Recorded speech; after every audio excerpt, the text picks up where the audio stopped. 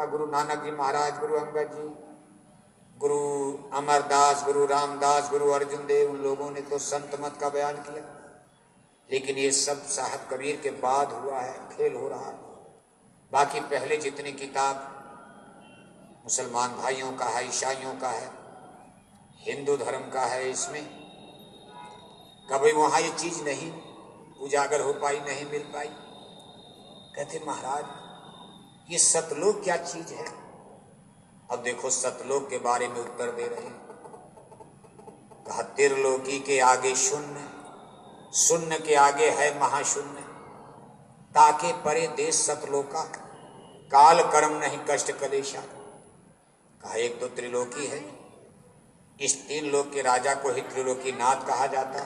त्रिलोकी नाथ हिंदू ग्रंथों में कहीं कहीं इनको ठाकुर जी कहा जाता, कहीं कहीं सत्यनारायण स्वामी भी कहा जाता, इनको व्यापक ब्रह्म निरंजन भी कहा जाता, इनको हिंदू ग्रंथों में ईश्वर पुरुष कहा जाता, मुसलमान इनको खुदा कहते हैं, ईसाई लोग इनको गॉड कहते हैं, जैन धर्म में इनको तीर्थंकर कहा जाता, हिंद इनको ठाकुर जी सत्यनारायण स्वामी ईश्वर पुरुष कहते हैं। इनको अलख निरंजन भी जोगियों ने गाया है। कहा भजो रे मन अलख निरंजन ना, वो अलग पुरुष नहीं, इनको भी अलख निरंजन, ये ब्रह्म पुरुष ईश्वर पुरुष। कभी ये त्रिलोकीनाथ, इन्होंने तीन लोक की रचना किया है, विस्तार किया। एक तो जहां बैठे हैं झझरी दीप सहल दल कमल, जिसको सूक्ष्म लोक कहा जाता, इसमें भी इन्होंने विभिन्न रचना को अंजाम दिया। उसके नीचे अंडी लोक है, जिसमें स्वर्ग वैकुंठ का विस्तार किया, अपने तीन पुत्रों को जन्म दिया, विस्तार किया अष्टांगी देवी के साथ। उसके नीचे हमारी पृथ्वी मृत्यु लोक, ये मृत्यु लोक, उसके ऊपर अंडी लोक स्वर्ग वैकुंठ, उसके ऊपर सूक्ष्म लोक। कहा ये तीन लोक के राजा हैं, इसलिए इनको त्रिलोकीनाथ कहा जाता। ये सब मिलाकर त्रिलोकी बन रही।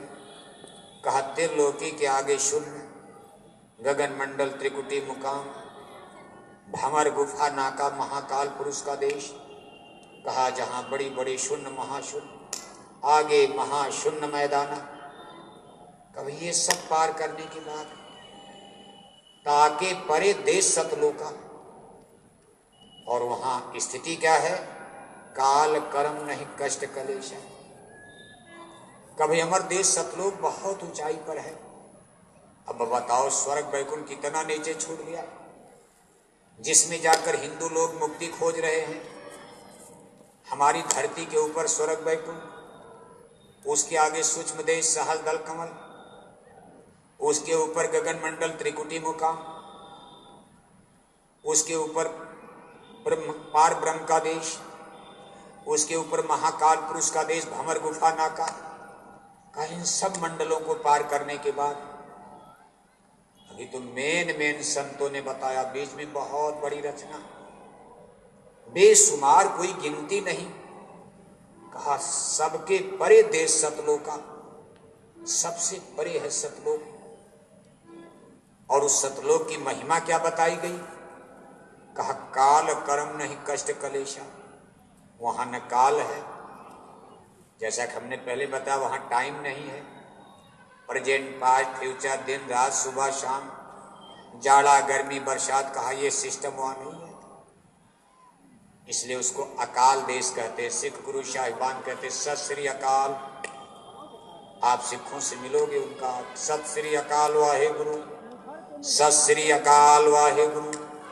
यानी वो अकाल देश, वहां टाइम पीरियड है ही नहीं, और जब टाइम पीरियड नहीं तो वहां अमरत्व है, परमानेंट चीजें हैं, इसलिए वहां जन्म मरण नहीं है, इसलिए उसको अमर देश कहा जाता।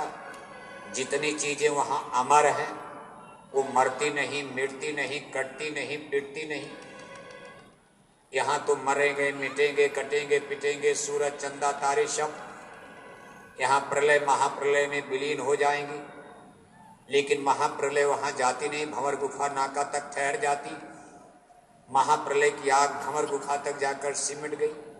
सोख लेती है, उसके परे जाते नहीं। अमर देश सतलोक परमानेंट है, इसलिए वहां काल नहीं। पहली बात तो काल नहीं, टाइम नहीं, जन्म मरण नहीं, काल कर्म कहा, वहां कर्मों का विधान नहीं है। यहाँ कर्मों का विधान है, पाप है, पुण्य है, अच्छा है, बुरा है, नीति है, अनीति है, धर्म है, अधर्म है। और ये कर्मों का कानून जीवों के लिए कितना बड़ा बंधन बन गया, बेड़ी बन गई। कोई बैठ करके नोट कर रहा, उसका फल मिलेगा। अमर देश सतलोक में कोई कानून की किताबें नहीं है, जैसे यहाँ दिल्ली लखनऊ में भी कानून की किताब। आप किसी को गोली मार दोगे, जेल जाओगे। अमर देश सतलोक में कोई कानून कायदा है ही नहीं। यहाँ कानून कायदा न रहे तो अधर्म हो जाएगा, हाहाकार मच जाएगा। कोई किसी को पहचानेगा नहीं, मारेंगे, काटेंगे। कोई बहन बेटी नहीं पहचानेगा। कहा लेकिन अमर देश सतलोक में कानून बनाने की जरूरत नहीं है, वो निर्मल चैतन्य देश है। वहां किसी में कोई विकार है ही नहीं, सारी सूरतें मगन हैं, खुश हैं। जमीन जायदाद रुपए पैसे की कोई कमी नहीं, चोरी डाका कत्ल वहां होता नहीं है कि जमीन घर मकान कम है, खजाना कम, सब राजा हैं। ये स्थिति वहीं आएगी जहां सब राजा, कोई प्रजा है ही नहीं। राजा माने सब पूर्ण हैं, हर तरह से परिपूर्ण है, ज्ञान में, धन में, बल में, ज्ञान में पूर्ण है। क्या जरूरत किसी का लूटने मारने की, जो हमारे पास खजाना है। इसलिए रविदास जी ने भी वहां का एक बयान किया, प्रकाश डाला। कहा बेगमपुरा शहर है नाम, महल अनूप बनाते ठाम, पंचम किला तख्त सुल्तानी, बीन मनोहर बजती बानी, नहीं कोई रंक नहीं कोई राजा, जैसे सब वैसे रविदासा।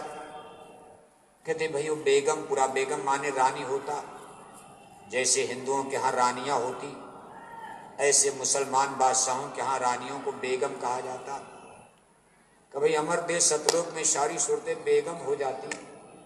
यहाँ आप अमीर हो, गरीब हो, राजा हो, प्रजा हो, ब्राह्मण हो, क्षत्रिय हो, यादव हो, हरिजन हो, शिड्यूल हो, बैकवर्ड हो, फॉरवर्ड हो, कोई लंगड़ा है, कोई लूजा है, कोई अंधा है, कोई बहरा है, कोई हिंदू है, कोई मुसलमान है, कोई गाय है, कोई बैल है, कुत्ता बिल्ला कीड़ा मकोड़ा। लेकिन अमर देश सतलोक की स्थिति बिल्कुल अलग है। कहा बेगमपुरा शहर है नाम, उसका नाम ही है रानियों का देश। यानी सारी सूरतें वहां महारानी है, कोई किसी से कम नहीं, सब में प्यार है, सब में मोहब्बत है, झगड़ा होता नहीं। सबके अंदर 16-16 सूर्यों का प्रकाश। बताओ आप, इतना बड़ा जिसके अंदर ऊर्जा हो।